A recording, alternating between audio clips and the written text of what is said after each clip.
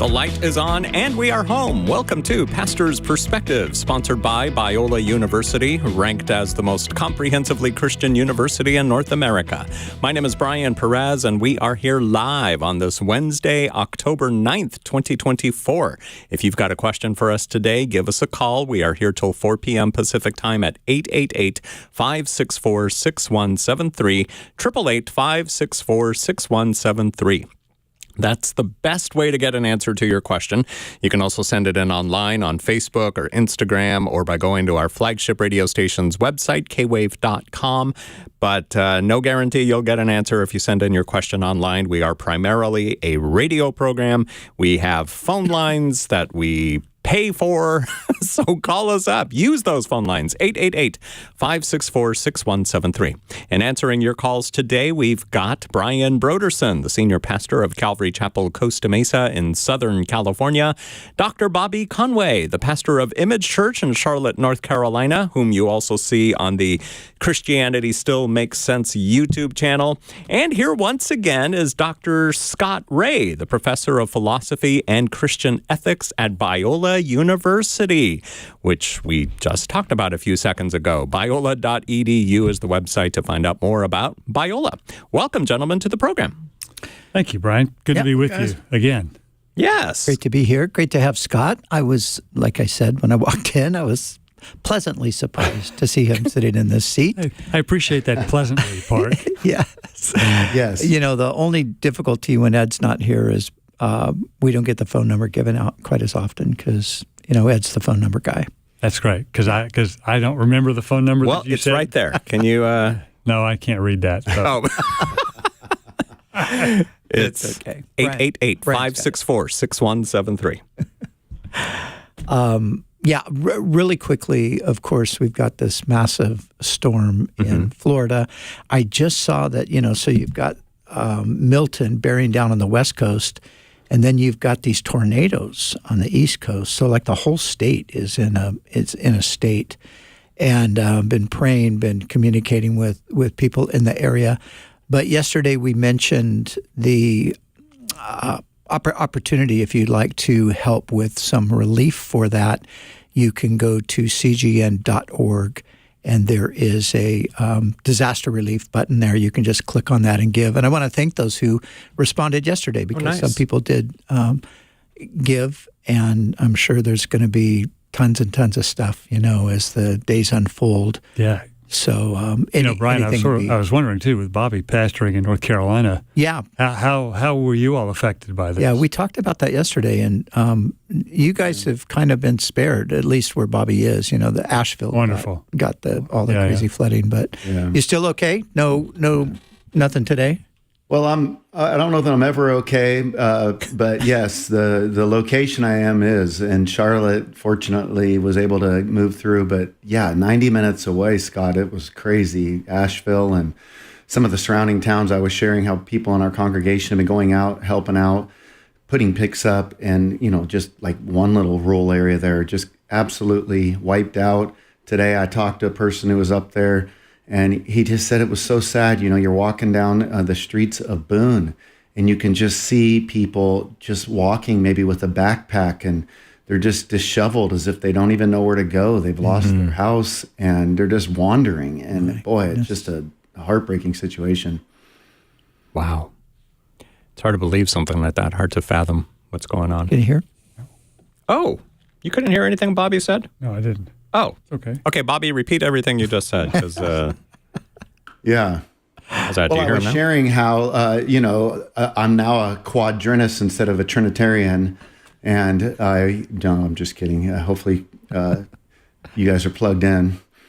But if not, then it'll just be me and Brian Perez on the radio. So all those listening. Oh, okay. Well, Brian Broderson's with me. Okay, so I'm watching. here. I think I figured out what it is. I'm watching Brian Perez try to sort this technical difficulty out. Put this down, otherwise it's going to be really That loud. in and of itself is fun. Oh yeah, technology. Live radio. All right. Now. Yeah. Let's see. Can you hear that, Scott? Much better. Okay. Yay! Problem Good. solved. Good. All right. So Bobby said he's safe and sound, Maybe not mentally. but he did have some people. I guess they're 90 minutes away, right, Bobby, from Asheville, where and I was just sharing. There's people just wandering around with a backpack. Like they've lost their home. They're just wandering. It's just a sad sight. They don't even know where to go. Yeah. Yeah, I was talking to my friend in the Tampa area this morning, and he was. So I asked him because I think it was supposed to come ashore today, and he said 2 a.m. Will be when it'll hit land where he's at. So, So 11 p.m. California time. Hunkering down, yeah. Man. All right, 888-564-6173 is the number to call with your questions today. We take all sorts of questions, but since we do have Dr. Scott Ray in the studio with us, his areas of expertise include, according to biola.edu, abortion, bioethics, business ethics, death and dying ethics, the death penalty, euthanasia, medical ethics, religion and American culture, ethics in general, lots of ethics stuff in there. But we want to start by talking about something that I guess is on Dr. Scott Ray's heart, and that's the Bible's view on work and vocation. Why is this suddenly on your mind? Well, Whoops, I didn't turn your mic back on. Brian, where this started was in just watching my dad. He was the consummate business person, was one of those larger-than-life personalities who could sell anything to anybody. And he, in fact, I remember really vividly as a middle school student sitting around the dinner table, and my dad telling us, not telling us, but informing us that he was putting all the money he had saved for my siblings and my college education into this new company he was starting. And I wasn't super savvy financially at the time, but I knew enough to know that if the business went under, I was completely on my own for college.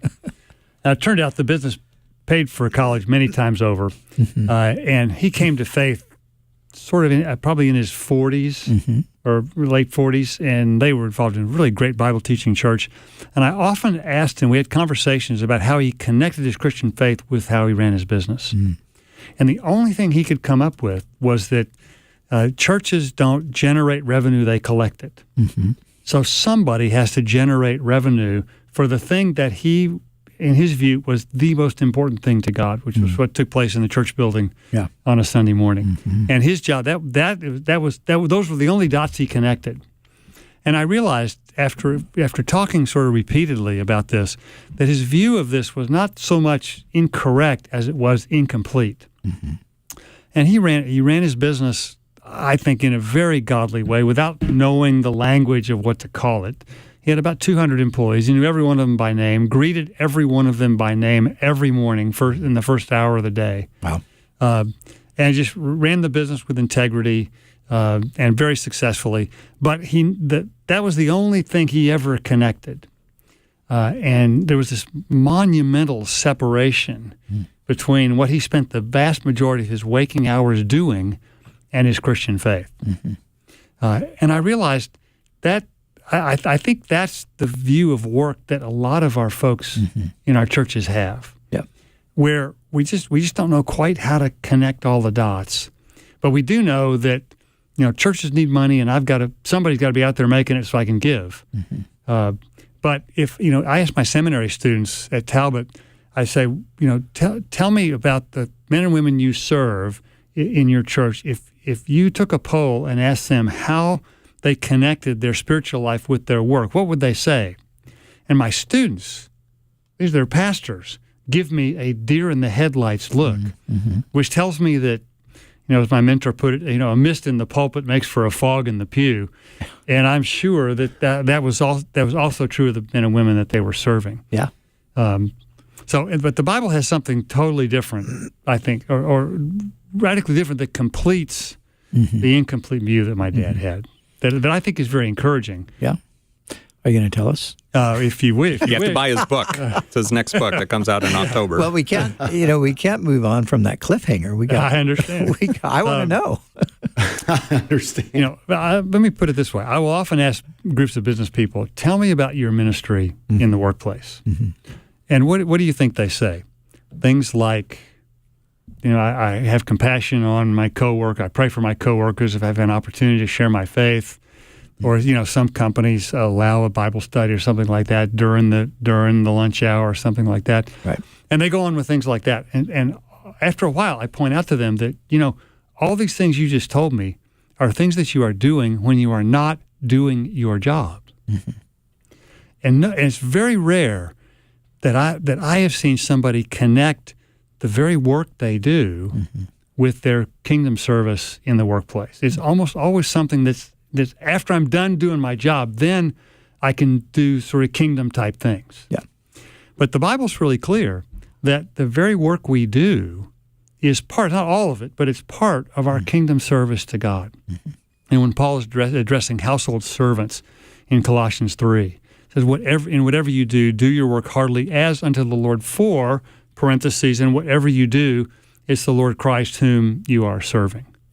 And that arguably was the most meaningless, mind-numbing grunt work that you can imagine in the first century. Yet Paul very clearly affirms the dignity of that and affirms that the work that these household servants do is actually a part of their daily service to Christ. And if that's true, what that means then I think what implies is that our work actually has eternal significance. And that the work that we do in the workplace is not going to burn when the Lord returns. It's going to have eternal value because it constitutes a big part, not all of it, of course, but a big part of our service to Christ. That's a piece that I think most people in our churches don't get. Yeah. And one of the things I think that we in the pastorate can do a better job of is explaining in more detail how the work in various occupations constitutes service to God.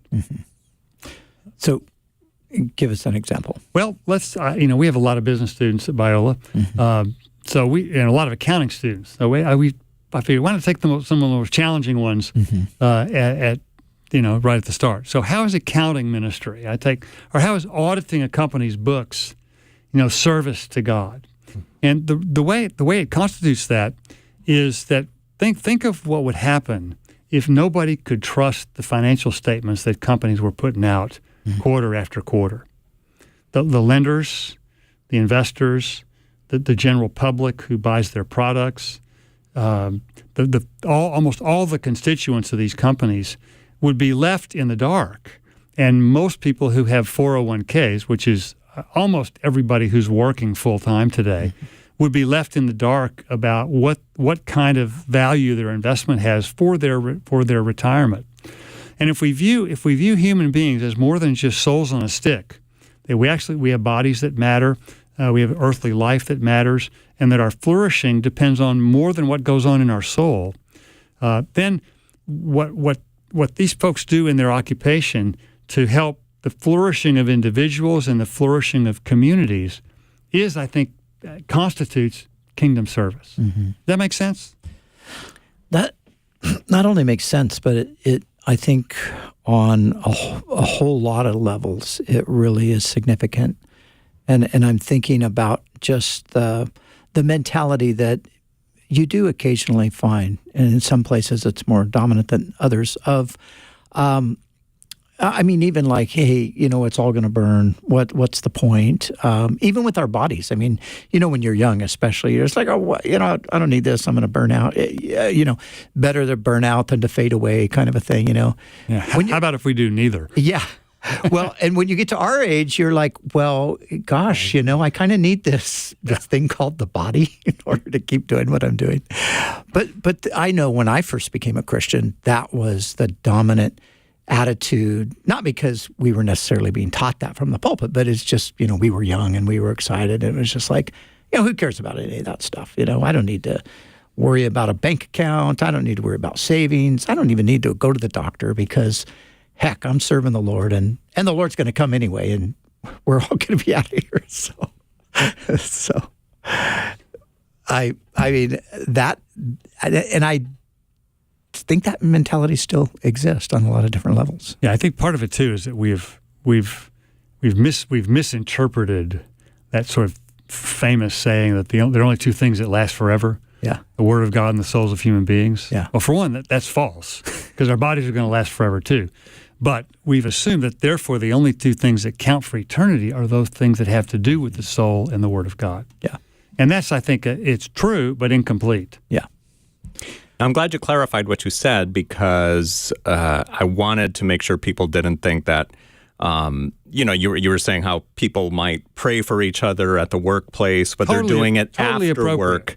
They're doing it after work, off the clock, because then there's also the person, and I've known some, who they'll have a regular job and they're, constantly witnessing to their fellow employees or whatever the case might be. And this isn't at a Christian job, at a secular job. And they're doing all this Christian work, quote unquote, but they're not getting their actual work done. Mm-hmm. And it just kind of stresses everyone out because, hey, don't we have a job to do here? All you're doing is shoving this Jesus stuff down my throat, and I've got work to do. And so do you, don't you? Mm-hmm. So, well, I do think the effectiveness with which people listen to that Jesus stuff is in part determined by how well you do your job. Mm-hmm. Yeah. And if you're not doing your job, then I think you're not going to have a very receptive audience. Yeah. Very true. I was thinking about this. I was kind of thinking a little bit of a different context. I was thinking about it in regard to politics and in regard to, say, somebody who's running for office. And I was thinking, because I saw this, somebody had put their sign up, vote for me. And the points that they made there were all, faith related. Mm-hmm. And I just had this thought. I think that, especially in public office, only a few people are going to hire you for your faith. You know what I mean? The Christians are going to go, okay, that guy. Everybody else, if they're going to vote for you, it's going to be for something else. So I was thinking how, rather than lead with this big faith thing, I think the faith should be the foundational thing, and because you're trying to get elected to do something to help everybody, not just a particular group of people. It just made me think of Daniel in the mm-hmm. Babylonian court. Daniel's in the Babylonian court. He's doing his job. He's doing his job very efficiently, obviously, because he goes through a number of different administrations and they keep elevating him. They weren't doing that because he was walking around handing out, copies of the Torah. They were doing it because this guy's amazing. He's amazing as a leader and so forth. So anyway, it just got me to thinking, like, I think even in the realm of politics, if more Christian people who are aspiring to go into the political realm, if they would just go, let your faith be your foundation and go in there and just help everybody, because that's what you're supposed to do. And as God gives you opportunities to talk about it, of course you do so. And that's true in the workplace too. Yeah. But I want the people who represent me to be people who I can trust, but I also want them to be very competent at their public office. Yeah. And so, faith helps, I think, with the trustworthiness part. It doesn't guarantee competence on the other side. Yeah, and it doesn't always guarantee trustworthiness either, unfortunately. we have seen that. But true faith, of course. Yeah, of course. It does, yeah. Bobby, what do you think? I know you have a few opinions on things. I think you guys have done a great job. Yeah, there's nothing I feel in particularly led to add to the conversation. But I would ask this question, Scott. So what, okay, so I'm going to really zero in on my particular job, whatever it is. What, beside just honoring God or beside doing something that is for Him directly, is there any other way that is there anything else that's doing? I mean, obviously it's getting the job done, which is good too. Well, I think, for one, that what the Scripture indicates is that is doing something directly for Him. Yeah. And I think the emphasis here's if we go back just briefly to Genesis, work was ordained in Genesis 1 and 2, not in Genesis 3, which means that the work itself has intrinsic value. Right. And this is a tough one, I think, for some people to choke down, but when the Lord returns, we will still be working. Right. They beat their swords into plowshares, which are the implements of war, into the implements of productive work. Now, I'm not sure about the paycheck part or all of that, but I think what that suggests is that in both bookends of paradise, work, it plays a pretty significant role, and it has intrinsic value, which means whatever else it accomplishes is gravy, besides what the work itself has that kind of value. So I think if we can sort of maybe substitute the word service for ministry, which is that's the term that most commonly is used in the New Testament term diakonia, then I think we might have a little bit easier time wrapping our arms around the idea that what we're doing in the workplace is service to God, service to our communities. And if we view human beings and communities and families as more than just souls, then the question is, how does my work help these individuals and families and communities to flourish as God intended them to do?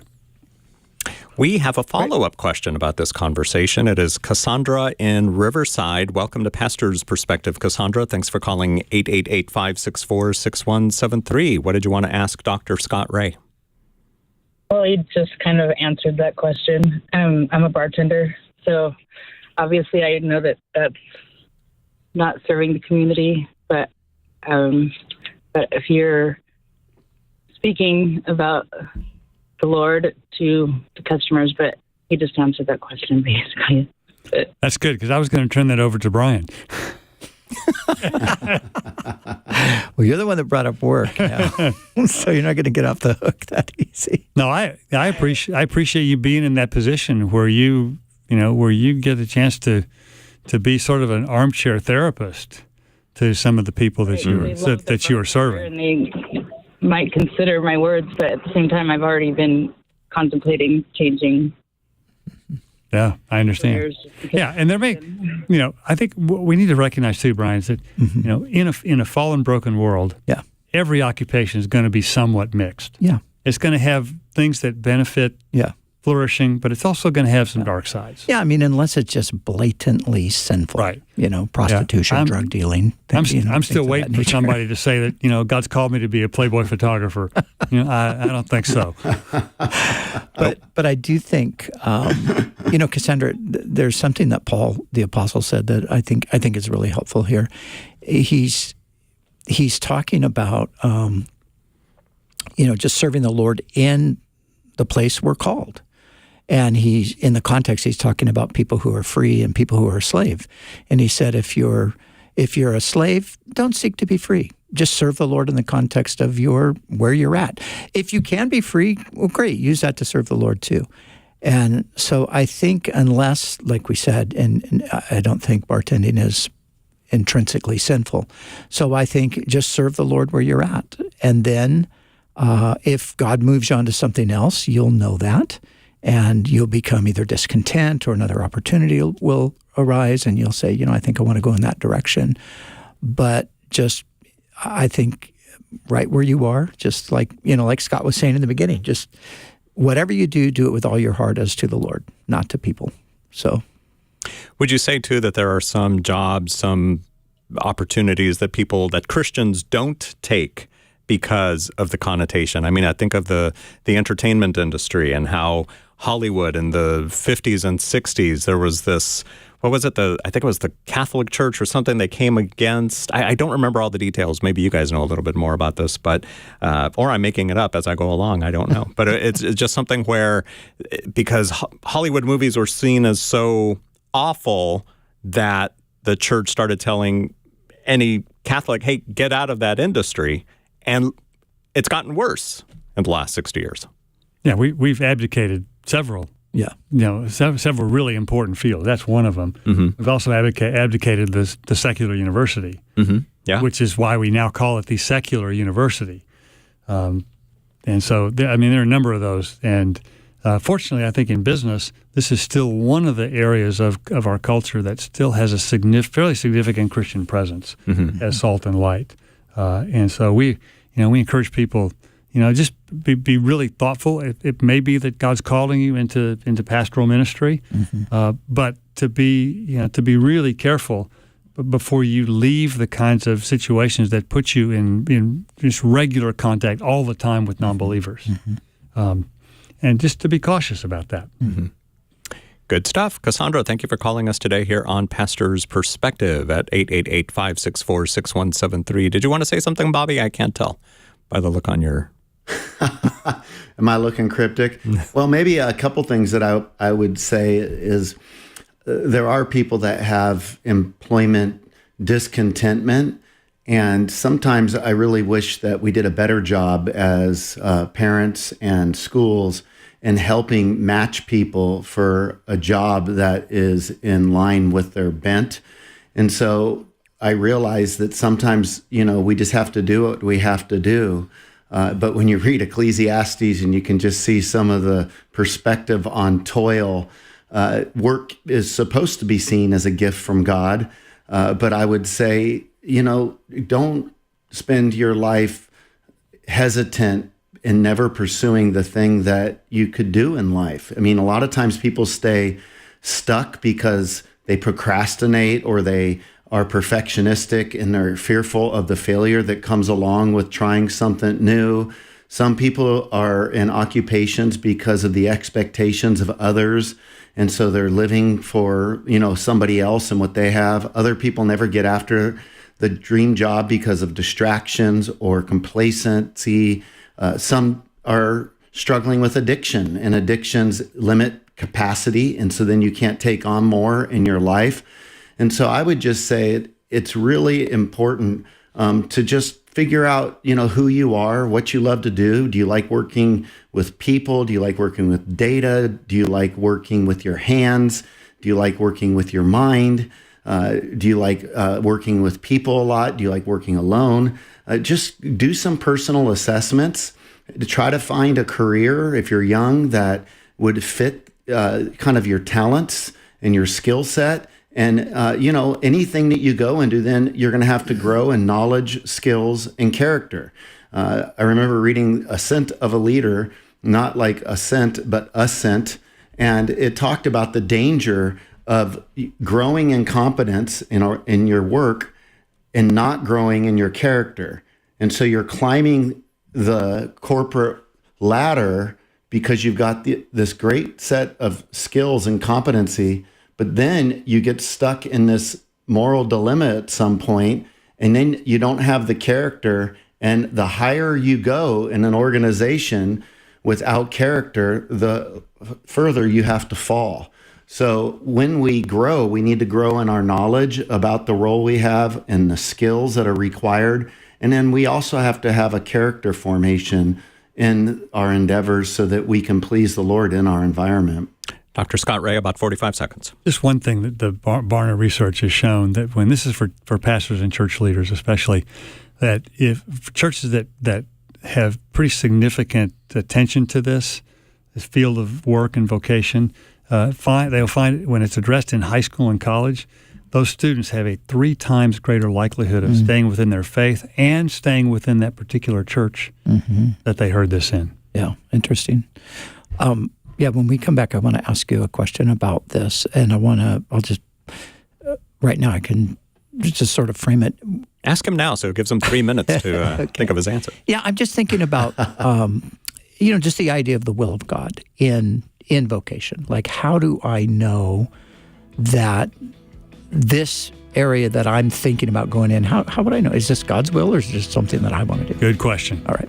888-564-6173 to talk about this topic or any topic today on Pastor's Perspective. We are here until 4 p.m. Pacific time on this Wednesday, the 9th of October. 888-564-6173 is the number to call. We've got Pastor Brian Broderson, Dr. Bobby Conway, and Dr. Scott Ray from Biola University. 888-564-6173 is the number to call. And, of course, Pastor's Perspective is sponsored by Biola University, ranked as the most comprehensively Christian university in North America. Biola.edu to learn more. 888-564-6173.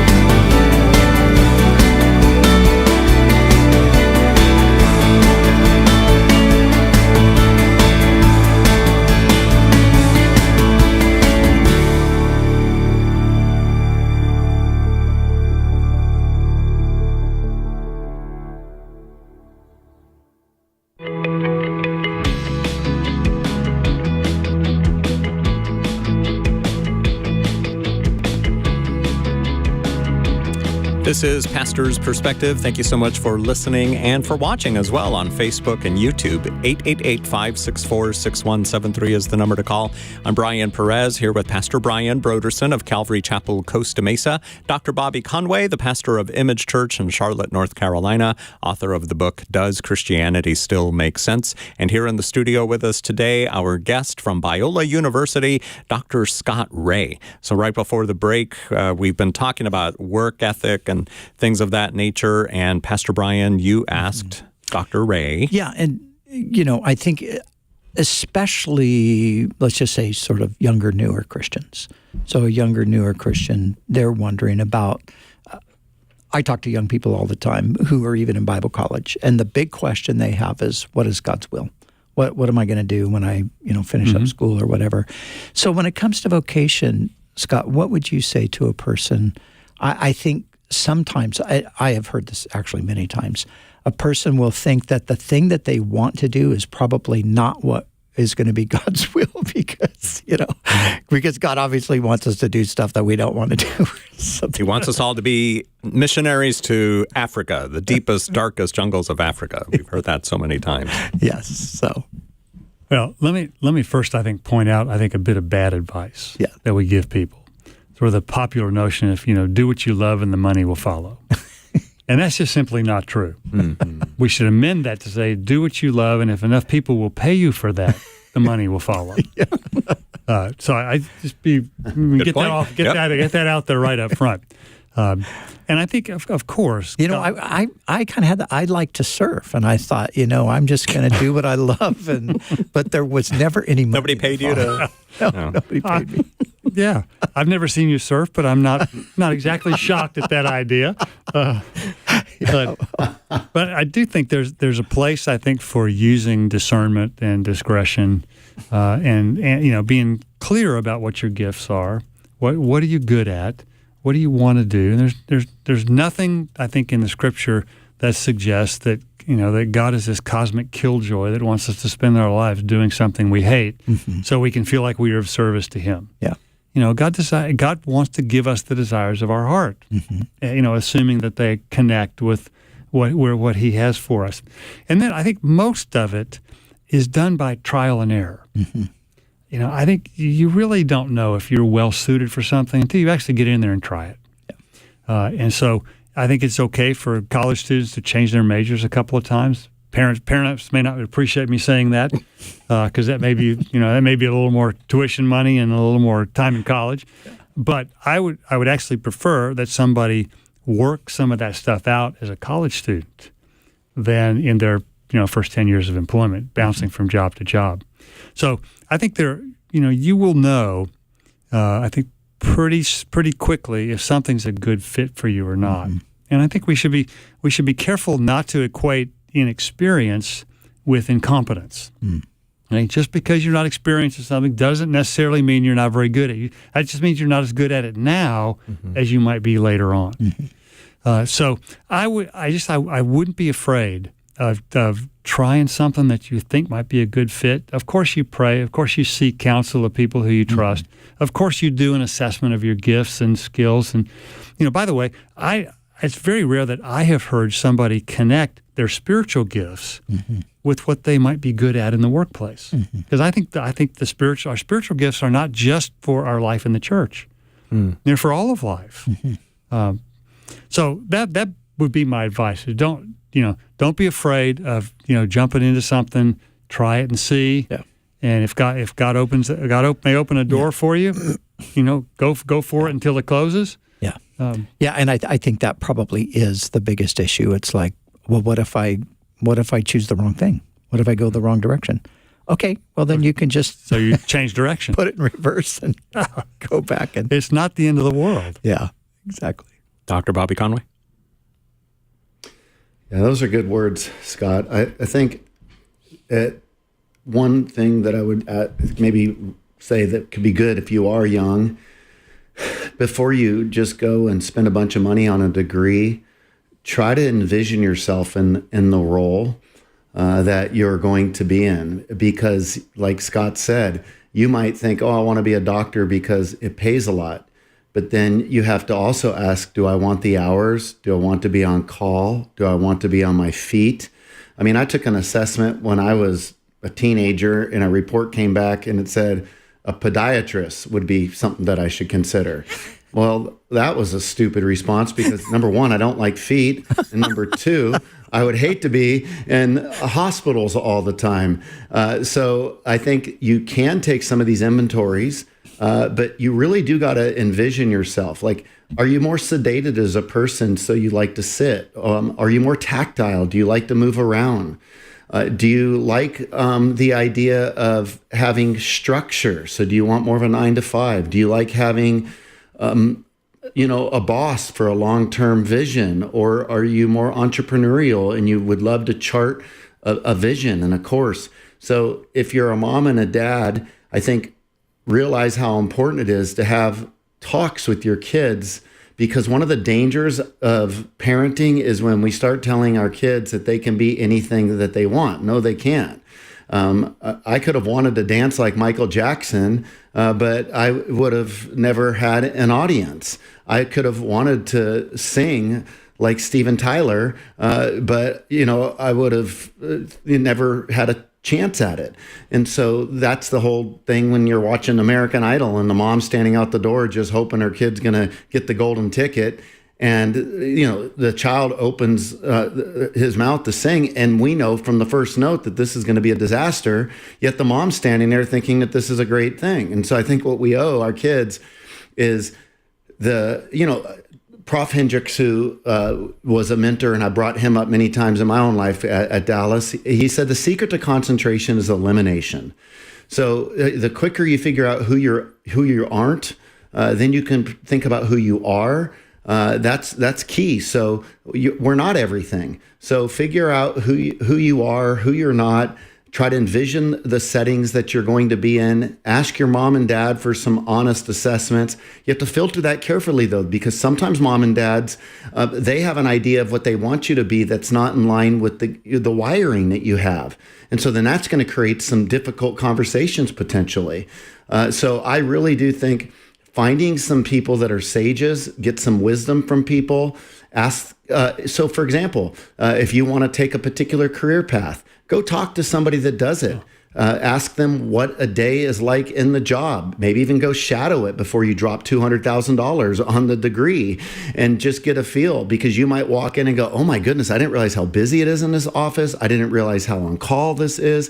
So I'm just kind of speaking off the cuff here, but I think some of these things can be just helpful insights, and especially moms and dads, be really intentional about helping your kids think how to aim wisely. What we tell our business students at Biola and our seminary students at Talbot both is that there's no hierarchy of callings in God's economy. Right. And there's no, the reformers sort of gave their lives for this notion that all believers are in full-time ministry and full-time service. And you enter full-time service when you come to faith, not when you decide where you're getting a paycheck from. Yeah. And nobody leaves full-time service either. I mean, death doesn't even get you out of full-time service because you just change arenas of service. So I think that's another, I think, important part of this to remember. Yeah, great stuff. Good. 888. And hey, there's one other last thing, go for it. Brian, just as I'm thinking, really come to terms with your motive for why you're going to do what you're going to do.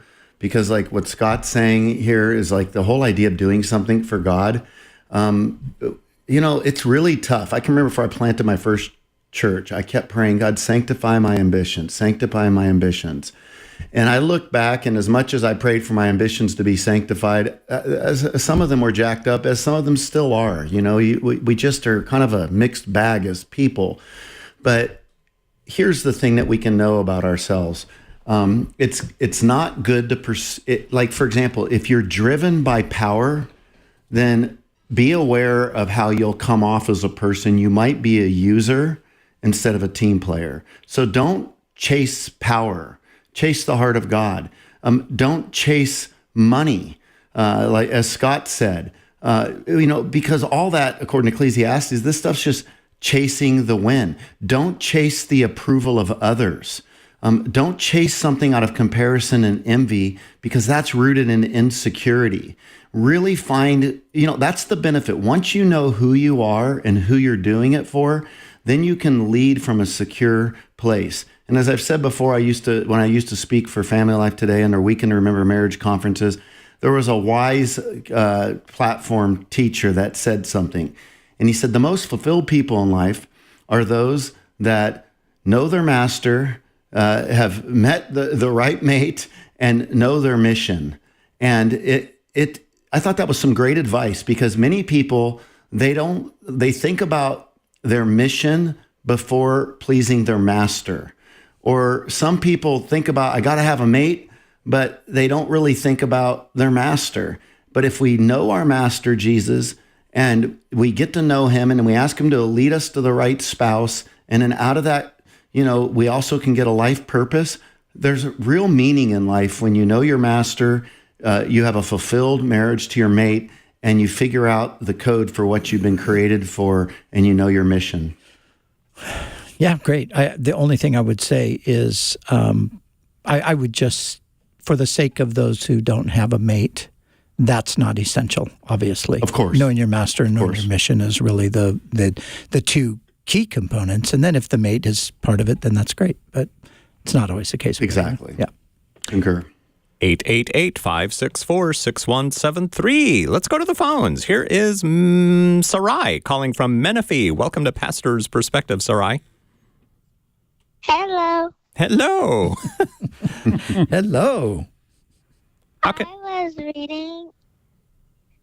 was reading in Genesis chapter 1, verse 1 through 2, and I was wondering, it said that the earth was created and the wood, and I was wondering, like, was the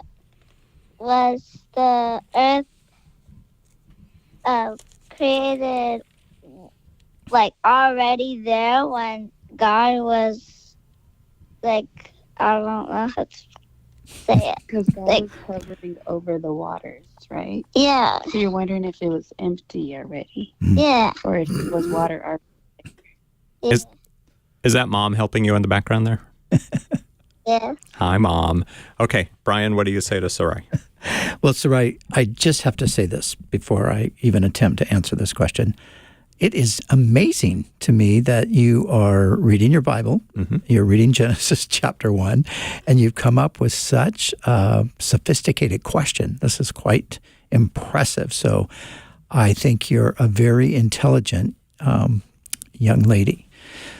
So, yes, in the beginning, God created the heavens and the earth was without form and void, and darkness covered the face of the deep. That's what it says in verse 2. And then verse 3 says, and God said, let there be light. And so it seems like verse 1 is telling us that God, in the beginning, he created all the matter. And then in verse 2, it tells us the state of the matter when God created, which is, at this point, it's formless. It's not put in the form that it's going to be in. But then God begins with let there be light, and he begins to form the formless matter. So I don't know if that is helpful for you, but... Well, you should probably talk about tohu wabohu and the disambiguity that was going on there for her. That might... I thought about it, but then I thought, oh, that's Bobby's department. Yes. He's into tohu wabohu. Sarai, did that help you at all? Yeah, but I was also wondering, it's like water mostly emptiness? Water, what was that? Did you say water? Water Yes. emptiness? So the earth was without form and void. So was everything empty, I think is what, Well, it says here on the... yeah. Bobby just said those funny words. Say them again, Bobby. Those are tohu wabohu. those are Hebrew words, and those are the words that are in the, because the Old Testament that you're reading in Genesis there was originally written in Hebrew. And those words speak of a state of, like a state of emptiness, like something that's barren, something that's not yet fruitful or flourishing. So it's almost like if you just think of maybe like what a really barren desert would look like. So if you went to Africa and you went to the Sahara Desert, you would just see miles and miles and miles and miles and miles of nothing but sand.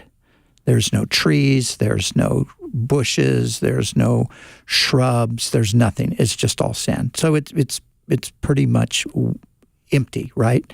So think of it kind of like that. And then as you continue to read, God begins to put the different things in place in the earth and in the heavens. So like if it was a coffee cup, there's a coffee cup, but it's empty. So we could say that the cup is there, but there's nothing in right. it. But the cup is there. So was the earth there? Was that sphere there? Yeah, I think that's what it says. Yeah, Okay. the earth was there. Okay. Bobby or Dr. Scott Ray, any thoughts? All right, let's move on. Sarai, thank you for calling us today here on Pastor's Perspective. I was thinking of the Jesus Bible storybook by Sally Lloyd Jones. Yes.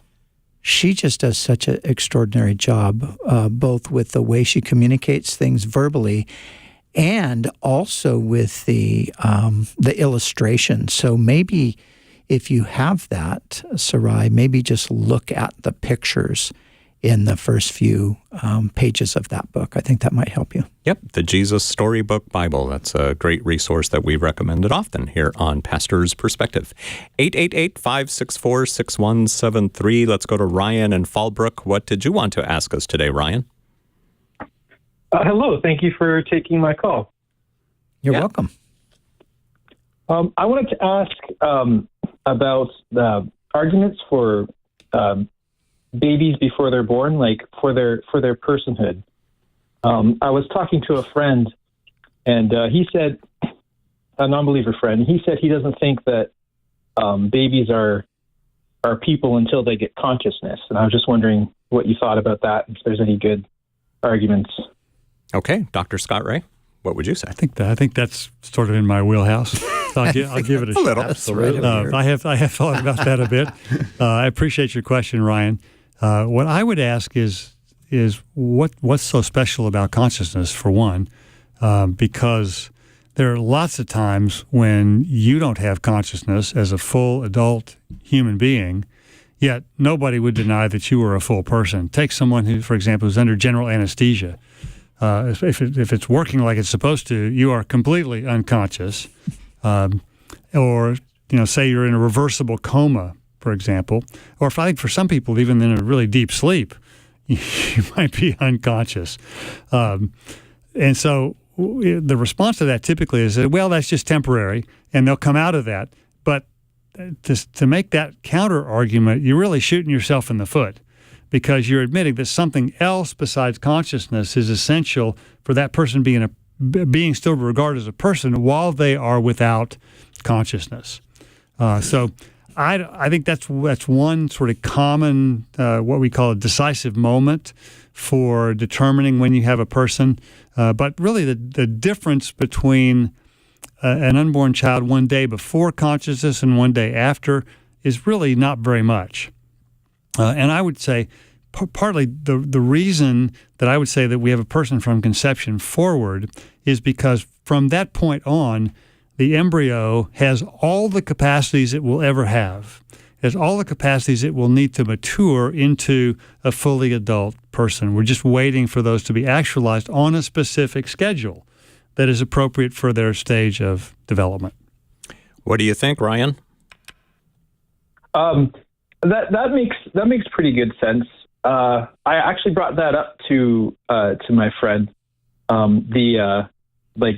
What about anesthesia or whatever? And then he said basically that, well, as long as you had consciousness in the past, you would count as a person. Well, I guess my response to that is that there's a reason why an unborn child does not have consciousness at a particular point, because it's developmentally appropriate. It's that stage of maturity. And I say, just because you had consciousness in the past, I say, so what? That's kind of an arbitrary, I think, an arbitrary distinction to make.